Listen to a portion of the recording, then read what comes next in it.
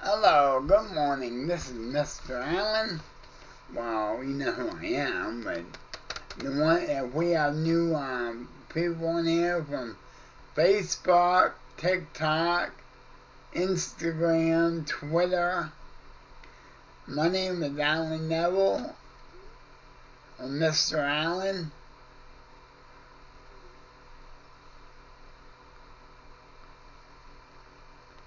And before I go, I want to ask you to please subscribe to my channel, like my videos, and leave a comment. Because I try to answer every single comment. I'm not like some of these other ones that make videos and tell you to comment, and then they don't respond. I try to, excuse me, respond to almost all of them. Okay, let's have prayer before we start. Dear Jesus, please help me with this special video. Please, Lord, and help it to get all around the world to go viral or something, Lord, so everybody can hear it, and maybe only through my message, maybe even if I have one or two come to know you before it's too late, I'll do my job, Lord. I just thank you in your precious name, amen. Okay. This one is close to my heart, and I'm on everything. The title of it is Holding On to Unforgiveness.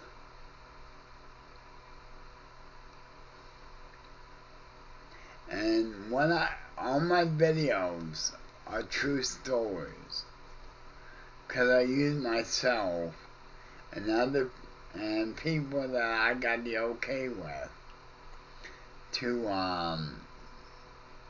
do the video. I mean, to use them as an example, and I'll do that in one of my other videos later on in the year, because I got enough to last me the rest of this year.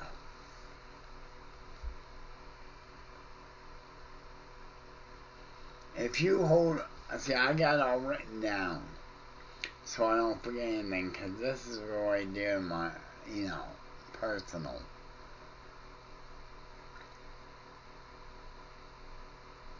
Do you ever think about unforgiveness? It is harmful to your health. I looked this up on Google because somebody is having health problems, and I'm not mentioning the person or anything, and maybe you're having health problems, and they have unforgiveness in their heart, or they push all their emotions down so they don't think about it. You know what? That can cause depression, that can cause a heart attack, that can cause stress. Because I know Dad used to do that. And he became nervous and everything, because if you have unforgiveness in your heart and in your life, Satan won't let you forget that. He'll get in there and try to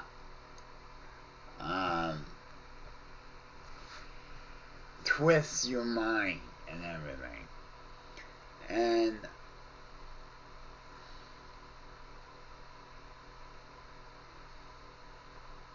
it could become resentment and anger and bitterness. The Lord might, I'm sorry I keep saying the Lord. I'm just so emotional, and Satan will get in there and try to twist and everything and say and get you to be like bitter toward that person. It made me hate that person. Oh, I do have a couple Bible verses. I'm not going to read them all. They're Matthew 6, 14 and 15, I think it is. Matthew 18, 21, 25. Ephesians 4, 3, 31 to 32. I want to speak. I have two examples. I did have three, but I changed it to two. And I'm not going to mention no names or organizations. I'm just going to tell you what happened. I'm not going to mention nothing, anybody's names, because I could get yelled at or they could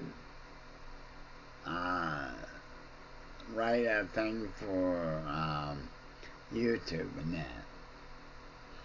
Okay. I had a church I went to for 5 years, and we had a falling out. I'm not gonna say why, but we had a falling out.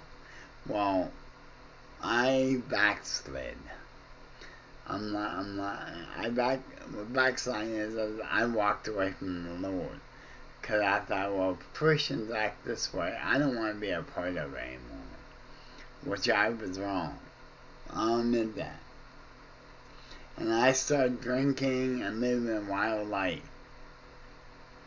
Until the Lord got a hold of my heart again. He used Mom and Graham to get a hold of my heart. And plus my ex-girlfriend's Graham.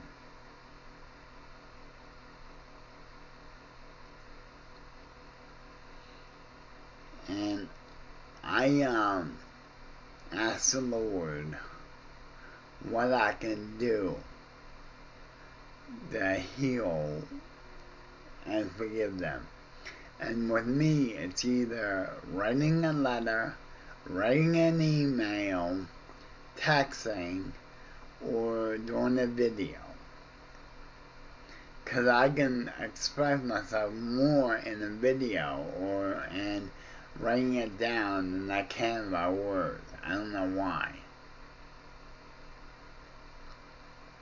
And he said, I want you to sit down and write a letter to all the ones in the church that you had a falling out with.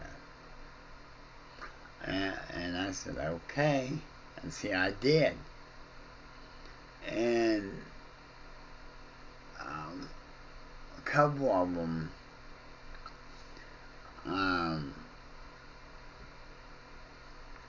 said they talked to me and said, okay, but one I never heard from. So I did what the Lord told me to do. So it's kind of like out of my hand, and I forgave them long ago until yesterday. I contacted the church on Facebook and asked them if I could tag them or put my Christian videos on their site. I mean, on their wall. And the message I got back from them, I took it with a still was not over it. And this happened over 35, I would say 35 years ago. And that.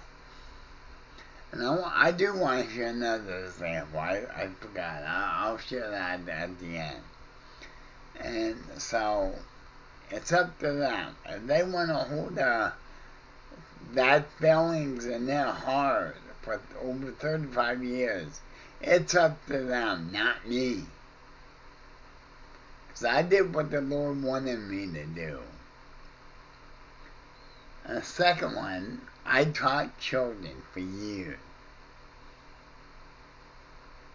This one teacher and I had a falling out. I'm not going to do any names, but we had a falling out. And I did the same thing as the as a church I attended. I wrote a letter to her and I expressed all my feelings, and this teacher called me and we were talking, and they told me I forgive you, but I won't talk to you no more or be friends with you anymore. And to me, I was talking to my wife, and to me, if you're going to forgive somebody, that don't mean you won't be friends with them and you won't talk to them. To me, I thought, did this person really forgive me or not? And that's another point. I want to ask you, if you have unforgiveness and resentment in your heart and life, and you say, I forgave them, did you forgive them from this or from this? Did you forgive them from your head or your heart? Because if you just forgive them, think you forgave them, and you didn't in your heart, then that's wrong. You forgive them from your heart. And you really mean it, not just saying it. I want to...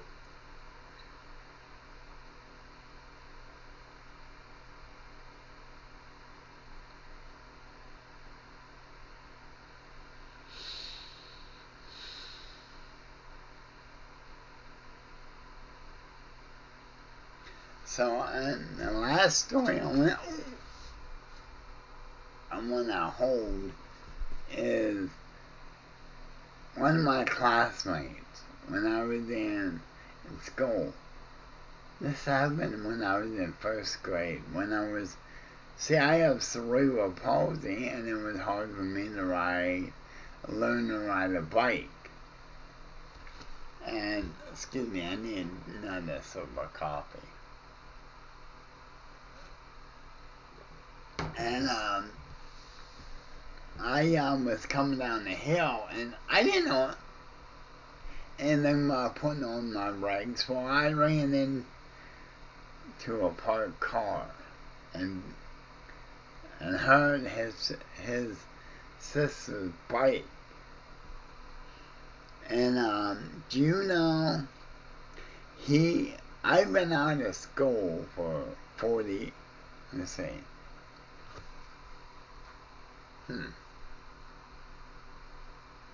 I think it's almost been 40 years, since 1989. So, I was in first grade, so I want to say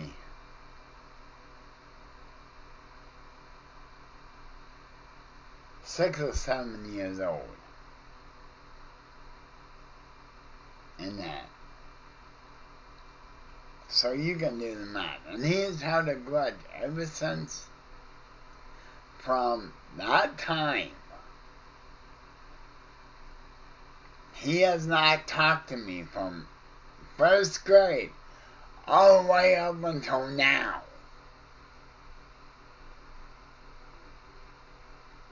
because of something I did when I was a kid.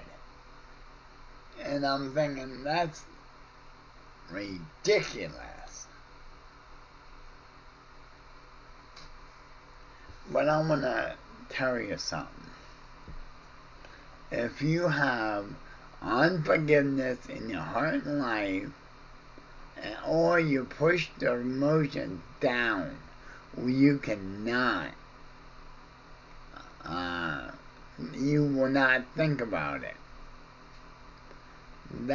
That can be so dangerous and so harmful to your spiritual life, to your emotions, to your health in life. Because you'll get depressed, you'll keep thinking about it. Satan will attack you and want you to start having resentment and everything. And I just want to leave you with that. Thank you for visiting my videos this week. And I'm going to have another video on Monday on how to make unleavened bread with only 2 ingredients. And that. Okay. Talk to you later. Bye.